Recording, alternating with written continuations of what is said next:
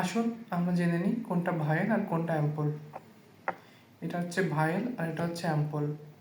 এই ভায়েল আর অ্যাম্পল দুটো মিক্স করে ইনজেকশন আকারে একটা পেশেন্টকে দেওয়া হয়। তো আসুন আমরা দেখে নিই কীভাবে ভায়েল আর অ্যাম্পল মিক্স করে একটা ইনজেকশন তৈরি করা হয়। নিডলের ক্যাপটা ভালোভাবে লাগিয়ে দেব, তারপর